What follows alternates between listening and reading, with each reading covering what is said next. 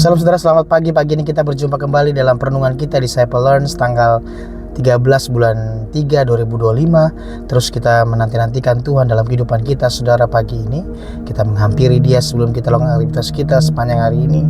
Kiranya Tuhan memberkati kita saudara. Kiranya Tuhan berjalan bersama dengan kita satu hari lagi. Sebelum kita berdoa, kita minta tuntunan Roh Kudus berkata-kata di tengah kita. Kita berdoa. Bapa, kami bersyukur buat pagi hari ini Tuhan. Satu hari lagi Tuhan percayakan napas kehidupan buat setiap kami Tuhan. Kami mengucap syukur Tuhan buat hari yang baru Tuhan, masih mengerjakan kebaikan demi kebaikan-Mu dalam kehidupan kami. Kiranya hari ini hati kami Tuhan, hati yang terbuka, dan kami rindukan Roh Kudus-Mu Tuhan untuk berkata-kata di tengah kami, menguatkan kami sepanjang aktivitas kami sepanjang hari ini.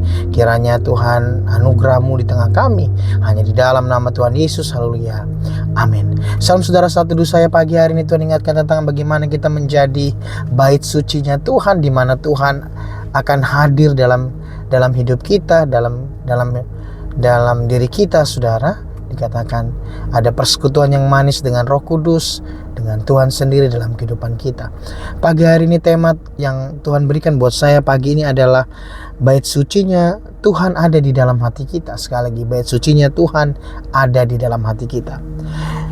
Bacaan kita di 1 Korintus 3 saudara, 10 sampai 13, 16 sampai 17, perikopnya dasar dan bangunan. Saya percaya ini menjadi dasar dan bangunan, menjadi fondasi dalam kehidupan kita. Ayat yang ke-10. Sesuai dengan kasih karunia Allah yang dianugerahkan kepada aku sebagai seorang ahli bangunan yang cakap dan telah meletakkan dasar, dan orang lain membangun terus di atasnya. Dikatakan, tetapi tiap-tiap orang harus memperhatikan bagaimana ia harus membangun di atasnya. Dan saya percaya apapun boleh kita kerjakan hari-hari ini saudara dalam kehidupan kita. Kita kreasikan semua hal yang mungkin bisa kita kerjakan. Tapi jangan lupa saudara, semua dasar landasannya adalah, dasar bangunannya adalah Tuhan sendiri dalam kehidupan kita. Ayat yang 11, karena tidak ada seorang pun yang dapat meletakkan dasar lain daripada dasar yang telah diletakkan, yaitu Yesus Kristus. Semuanya boleh dibangun, semuanya boleh dikerjakan saudara. Tapi biarlah kita jangan lupa bahwa dasar segala sesuatu pekerjaan kita, mungkin aktivitas apapun saudara, bisnis, semuanya harus dilandasi dengan Yesus Kristus saudara. Dan 12, entahkah orang membangun di atas dasar ini dengan emas dan perak, batu permata, kayu, rumput kering, atau jerami. 13, sekali kelak pekerjaan masing-masing orang akan nampak, karena hari Tuhan akan menyatakannya. Dikatakan, sebab ia akan nampak dengan api, dan bagaimana pekerjaan masing-masing orang akan diuji oleh api itu. Saya percaya bahwa masing-masing kita, pekerjaan kita akan diuji pada akhirnya kelak. Apakah setiap yang kita kerjakan itu mendatangkan kemuliaan Tuhan, atau yang kita kerjakan itu hanya sesuatu yang fana. Ayat berikutnya 16 dikatakan yang akan menjadi poin kita. Tidak tahukah kamu bahwa kamu adalah bait Allah, dan bahwa Roh Allah diam di dalam kamu? Dan sadar ini bahwa waktu kita hidup baru, pastinya kita menerima Dia menjadi Tuhan dan Juru Selamat. Dia tinggal di dalam kita saudara. Dia tinggal di dalam hidup kita saudara. Dan pastikan ini, saya merasakan ini saudara, bahwa hari-hari ini kita harus sadar, kita harus memanifestasikan atau kita memberikan ruang Tuhan lebih besar, Roh Kudusnya lebih besar lagi dalam kehidupan kita, untuk mengambil alih dalam kehidupan kita saudara. Dan 7, jika ada orang yang membinasakan bait Allah, dikatakan, maka Allah akan membinasakan dia.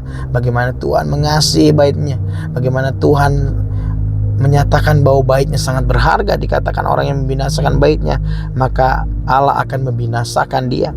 Sebab bait Allah adalah kudus, dikatakan, dan bait Allah itu adalah kamu. Dan poinnya saudara, dikatakan ini yang penting buat setiap kita, yang menjadi tema kita, bait sucinya Tuhan ada di dalam kita, bahwa dikatakan Roh Allah diam di dalam kita. Roh Allah diam di dalam kita. Saya percaya, saya senang satu hamba Tuhan berkata juga, dikatakan bahwa realitas Roh Kudus itu bukan rohnya di luar kita yang masuk ke dalam, tapi rohnya sudah tinggal di dalam kita saudara. Waktu kita memberi diri, waktu kita mengaku Yesus Tuhan sebagai Juru Selamat, maka Roh Kudusnya turun atas setiap kita, berdiam di dalam kita. Bukan realita yang di luar saudara, tapi di dalam. 1 Korintus 6, 19-20 dikatakan ayat 19, atau tidak tahukah kamu bahwa tubuhmu adalah bait Roh Kudus, dikatakan, yang diam di dalam kamu, Roh Kudus yang kamu peroleh dari Allah, dikatakan, dan bahwa kamu bukan milik kamu sendiri, dikatakan, sebab kamu telah dibeli dengan harga, telah lunas dibayar. Karena itu muliakan Allah dengan tubuhmu. Dan ini terus dimention buat setiap kita. Waktu rohnya ada di dalam kita, rohnya akan memanifestasikan buat kebenaran itu dalam kehidupan kita. Maka yang keluar adalah kita memuliakan Dia. Yang keluar kita menjadi terang, menjadi berkat, menjadi garam buat sekeliling kita. Supaya apa? Supaya namanya dipermuliakan di dalam kita. Supaya apa? Supaya namanya harum di dalam kita, saudara. Dikatakan 2 Korintus 6 ayat 16 juga dikatakan, apakah hubungan bait Allah dengan berhala? Karena kita adalah bait dari Allah yang hidup menurut firman Allah ini. Bagaimana kita memanifestasikan atau membuat ruang yang besar buat Tuhan? Waktu kita dikatakan menuruti firman-Nya, dikatakan waktu kita terus selaras dengan firman-Nya, maka rohnya itu akan terus, saudara, memanifestasikan keberadaannya di dalam hidup kita. Dikatakan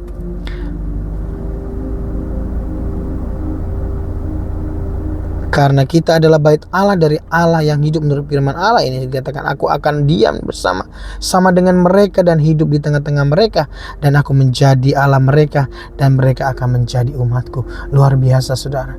Bagaimana Tuhan ada di tengah-tengah kita, bagaimana Tuhan yang bekerja di dalam kita, saudara. Saya percaya yang membuat hidup kita berhasil, yang membuat kita dibedakan dari umat yang tidak mengenal Allah, karena kehadirannya, karena keberadaannya di dalam diri kita, saudara. Efesus 2 dikatakan ayat 21-22 dikatakan, di dalam Dia, 21, di dalam Dia tumbuh seluruh bangunan rapi tersusun menjadi bait Allah yang kudus di dalam Tuhan. Dan 22, di dalam Dia kamu telah turut dibangunkan menjadi tempat kediaman Allah di dalam Roh-Nya. Saya percaya ini Tuhan yakinkan kembali buat setiap kita. Biarlah kita menjadi bait suci-Nya, saudara. Kita menjadi tempat kediamannya Tuhan, di mana kita terus bangun persekutuan Dia dengan Tuhan, bangun hidup kita terus bersekutu dengan Dia, saudara. 24 hour kita terus terkoneksi dengan Tuhan. Saya percaya ini yang Tuhan mau hari-hari ini buat setiap kita, untuk punya hubungan, untuk kita menjaga bait Roh Kudus-Nya di tengah-tengah kita. Dan saya catat ada beberapa literatur tentang makna rohani dan aplikasi sehari-hari. 1 Korintus 3, 16-17 ini, saudara, tidak tahukah kamu bahwa kamu adalah bait Allah dan Roh Allah diam di dalam kamu?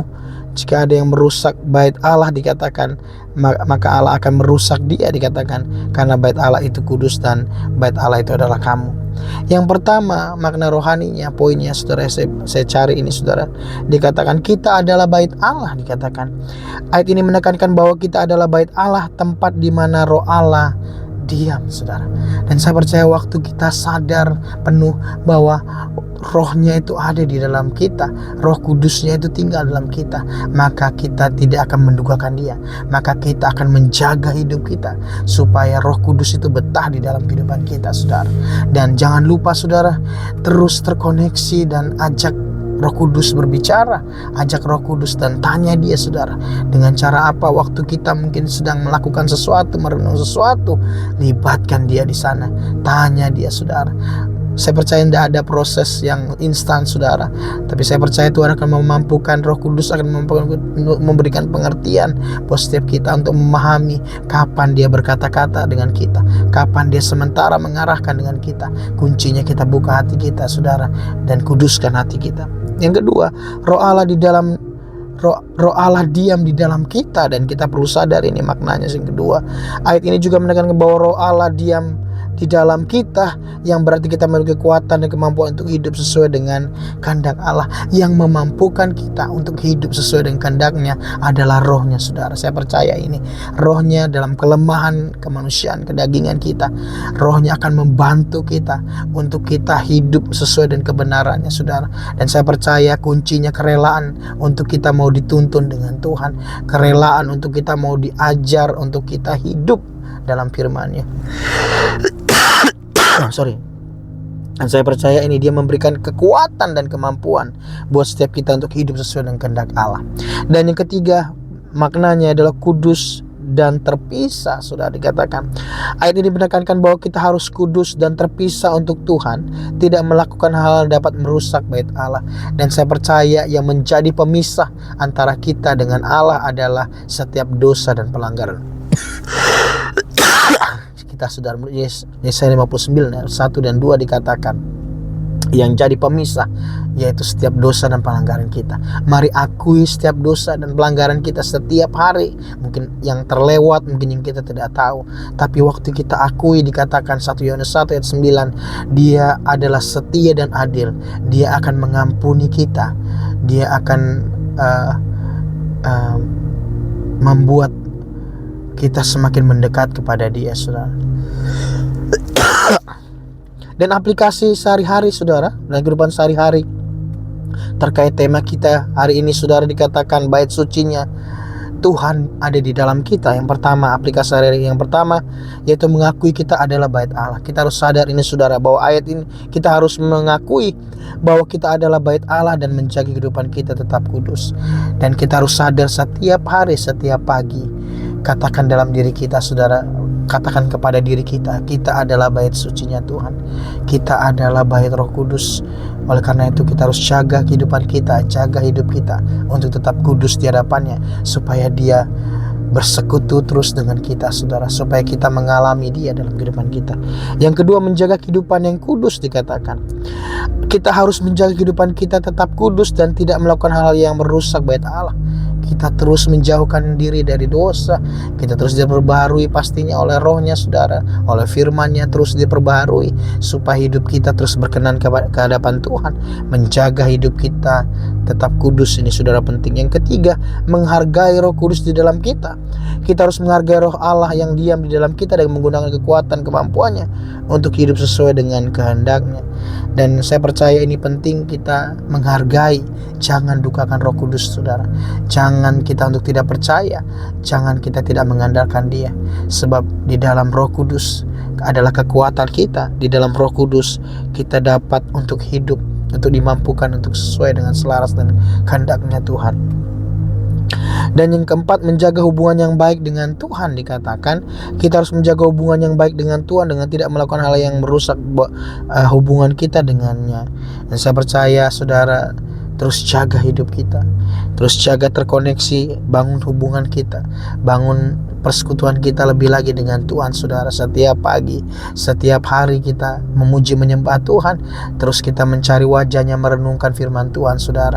Terus terkoneksi dengan Tuhan, menjaga hubungan yang baik dengan Tuhan. Dan yang terakhir adalah mengucap syukur atas bait Allah. Dikatakan kita harus mengucap syukur atas bait Allah yang telah diberikan kepada kita dan menjaga kehidupan kita tetap kudus. Waktu kita memaksimalkan Roh-Nya di dalam kita, waktu kita memaksimalkan ruang atas Roh Kudusnya dalam kita, maka dikatakan Tuhan akan menjaga kita tetap kudus, saudara. Mari kita mengucap syukur karena Roh-Nya ada di dalam kita, karena Roh-Nya akan membantu kita dalam setiap kelemahan kita, karena Roh-Nya akan menuntun kita untuk memberi pengertian dalam segala sesuatu, karena Roh Kudus-Nya yang akan menuntun kita untuk kita terus selaras dengan kehendak-Nya. Bapak, terima kasih buat pagi ini, buat firman-Mu yang sederhana mengajar kami. Temanya hari ini, Tuhan, bahwa bait suci-Nya Tuhan ada di dalam kami, dan ada aplikasi dalam kehidupan sehari-hari. Kami mengakui kami adalah bait Allah. Kami terus mengakui itu di hadapan Tuhan, dan kami menjaga hidup kami. Kemudian kedua, menjaga kehidupan yang kudus di hadapan Tuhan. Kami tahu hidup kami adalah bait Roh Kudus. Kami tidak mau, Tuhan, untuk kami merusak daripada bait-Mu, Tuhan. Kami terus menjaganya. Yang ketiga, menghargai Roh Allah di dalam kami. Kami menghargai Roh Kudus ada di dalam kami, Tuhan. Kami percaya Dia diam dan memberi kekuatan kemampuan kami untuk kami mengerti apa yang menjadi kehendak Tuhan. Yang keempat, menjaga hubungan baik dengan Tuhan. Kami terus menjaga persekutuan kami dengan Engkau, Tuhan. Kami terus bangun, Tuhan, mesbah bagi Engkau, persekutuan yang manis dengan Tuhan. Dan kelima, mengucap syukur atas bait suci Allah yang ada dalam kehidupan kami. Kami mengucap syukur, Tuhan, buat bait suci-Mu, untuk kami dijaga untuk hidup kami tetap kudus. Terima kasih, berkati setiap firman yang kami dengar yang sederhana ini Tuhan dalam loh hati kami, sehingga sambil lalu kami boleh membaca, mengerti, mengaplikasikan kehidupan kami. Tuhan berkati kami Tuhan, mampukan kami Tuhan menjadi bait suci-Mu Tuhan, untuk kami menjaga kekudusan kami. Roh Kudus-Mu tetap tinggal di dalam kami. Berkati teman-teman hamba-Mu sepanjang hari ini, aktivitas apapun yang dikerjakan Tuhan buat berhasil. Kiranya tangan Tuhan menyertai kami sepanjang hari ini.